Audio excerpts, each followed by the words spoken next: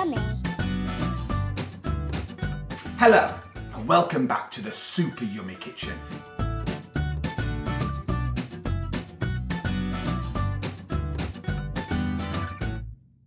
Don't forget to wash your hands before you start cooking. Happy cooking! It's great to see you all again. And I know you're having to spend a little bit more time at home than you ever have done before, but that gives us a great chance to cook with the mummies and daddies and the people looking after us. And that's exactly what we're going to do. And today we're going to be making crunchy, munchy ice bites. Let's get cooking! Look in the freezer. I found some frozen raspberries, some frozen blackberries. I even froze and chopped some banana. What else? In tins, I found some tinned pears. I chopped those. I found some fresh fruits. I found some raspberries, some blackcurrants, some super scrummy strawberries. And in the baking cupboard, I found some cranberries and some apricots, a little bit of jam, a little bit of vanilla, a little bit of maple syrup, and a little bit of honey and yoghurt, together with granola and breakfast cereal. I've gone on a fruit hunt and I found lots. So the first part we're going to make is the crunchy base. Now I've got two kinds of crunchy base. I've got granola and I've also got a selection of my favourite breakfast cereals. Now these are slightly bigger and more puffed up than the granola, so the first thing that we have to do is scrunch them down a bit, which is great fun. So we basically just need to sprinkle the breakfast cereals into the bowl and then do lots of scrunching. I found a rolling pin works really well for this, and we just need to bash and scrunch. You don't need to be too fierce because, as you can see, they pop everywhere. But we do need to make sure that they're kind of a little bit broken down. Bash, bash, bash! Or scrunch them with your hands, which I really like. Now make sure you wash your hands and they're really clean. Oh, and then just scrunch. Scrunch and scrunch and scrunch. So when you've got it to kind of, it's broken up with a little bit of sand and some little chunky bits, we just need to bring that all together. So I'm just going to add a little teaspoonful of honey.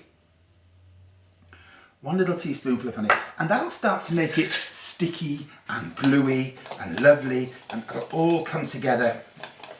So that now is ready to go into the base.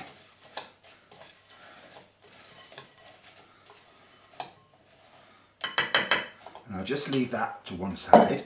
So the other base is using the granola. Now granola is a little bit like sort of breakfast flapjack. It's already a lot more, it's a lot squidgier and it's a lot more sort of crumbly than the cereal, so we don't have to do so much scrunching. In this one again, I'm going to add another little teaspoonful of honey. Doesn't need to be too sweet because a lot of the cereals and the granolas are already quite sweet, so we don't want to make that too sweet. Keep mixing till it has a lovely coating of honey. So now I've added the honey, you can see how it started to stick together and it's kind of gone a bit clumpy and a little bit bumpy. And I think what I'd like to put into that is, when I went on my fruit hunt, I found some cranberries. Now these are dried. They're kind of sweet and sour and they're very chewy and sort of almost like fruity toffee. And they feel really great in your fingers. They're kind of squidgy, not too many, but we'll just mix those in. And I think that looks really pretty when they're sat in there as well. And it starts to feel, when you put your spoon into this now, it starts to clog together, which is really good. And that's what you want, good, cloggy, squidgy mix. And I think in the breakfast cereal, I think that just needs a little bit of sunshiny colour. And so what I'm going to pop into there is some dried apricots. Now, that's what they look like before you cut them up. And then I've chopped a few of them up into little squares. Might need to get your mummy and daddy or the people looking after you to do that. And that looks really nice. just such a really pretty colour. And these are really, really squidgy and really quite sweet as well. So it's going in there, and you can see again how that's starting to clump together. So now that's our base is made, and we need to start to make the icy part, which uses yoghurt, but any kind of yoghurt at all. Preferably plain, but it doesn't matter. Anything that you've got in the fridge will work perfectly well. Now, one of the things that we want to use is some frozen fruits if you've got them, or fresh fruits. It's completely okay to use any kind of fruit at all. One of the things that I really enjoy about this dish is the raspberry part of it. As you can see, I have two kinds of raspberries here. I have a frozen raspberry and I have a fresh raspberry. And if you squeeze one, obviously one squidges and one doesn't move at all, which is exactly what I want it to do. Because the great thing about raspberries, if you actually look at a raspberry, they're kind of made up of like lots of tiny little dots, little balls, and that's what we want to do. We want to break those raspberry up almost into like raspberry confetti, so that we can then mix that through the actual yoghurt and the yoghurt that we're going to use. So the best thing, good old rolling pin again. Now these raspberries need to be really solid, and then start to bash them, and that's part of the frosty filling. So now we can start to make the actual filling, the snowy part, the icy crunchy part of the actual crunchy munchy bites. So I have my yoghurt. Now that's raspberry, so I thought what would work really quite nicely is if I just pop a little teaspoonful of raspberry jam. So I'm just going to pop that little teaspoonful of raspberry jam, and I'm just going to whisk that in to the yoghurt. If you don't have raspberry jam, use any jam. And then when I've done that, I'm going to start to add all the little lumpy bumpy bits of raspberry that I made earlier. And as you can see, they're no longer big chunks. Pop all that lovely raspberry confetti in. And what you can start to see, it looks just like raspberry ripple ice cream. That looks super delicious. Wow. So that's that one. Now the other one, I have some yoghurt, and I thought I chopped up some frozen banana. So I actually chopped banana into small pieces and actually froze it, and that goes very chewy. It tastes so different and feels so different when it's in your mouth. It's kind of like banana sorbet or fresh banana ice cream. So I'm just going to pop that in there as well. So that's just some nice cubes. And what I thought would go quite nicely with that is a little bit of maple syrup, because I think that would work quite well. And then some vanilla extract, which if you haven't got it doesn't matter, but the smell, it reminds me of ice cream cornets, the big whippy poury ones, and it just smells exactly the same as vanilla ice cream. Don't worry if you don't have vanilla essence, make it without. So we're going to pop that together, and we're going to swirl that, so that's kind of a little bit vanilla-y, toffee, with little bits of chewy banana. And what I thought might quite work nicely in that one as well is just a little bit of something that's going to feel slightly different, some chopped pears.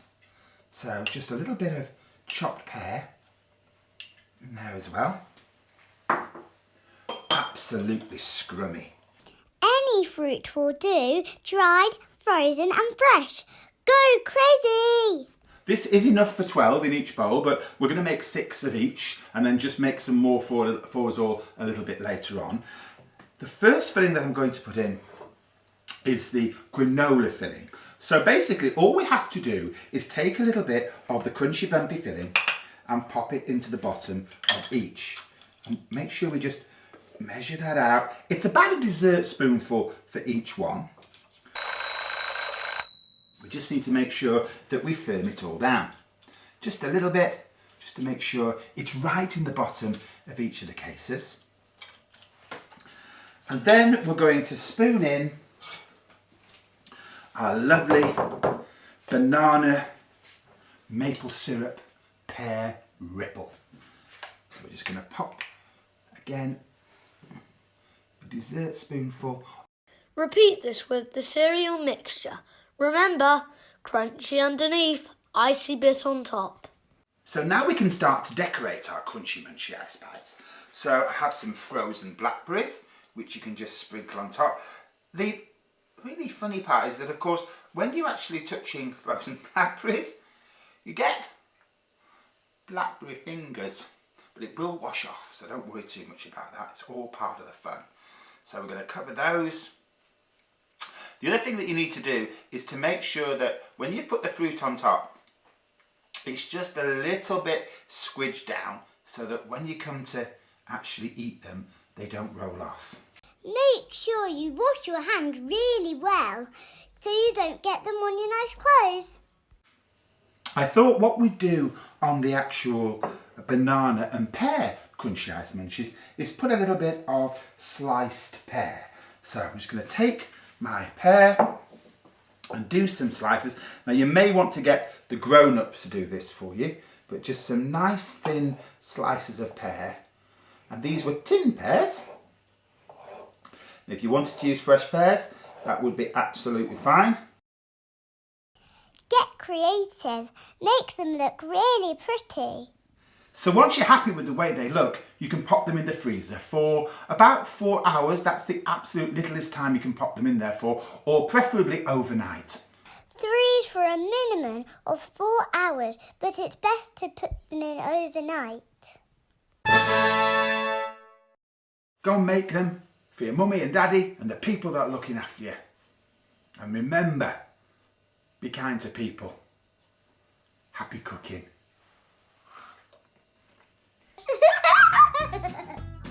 Georgie, can I use any cereal?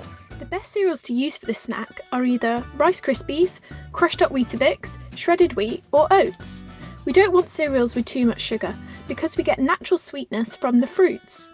Darcy, do you know why we don't want too much sugar in our snacks? Too much sugar is bad for our teeth and our bodies. That's right, Darcy. We can make snacks taste great without too much sugar by using fruit and yoghurt. Oh, Darcy, they look amazing. Well done. Don't forget to check out the Crunchy Munchy Activity Pack, available at loveschoolmeals.co.uk. Next time, Chef Allegra is making fluffy cheesy potato pillows. Simply delicious, super yummy. See you then.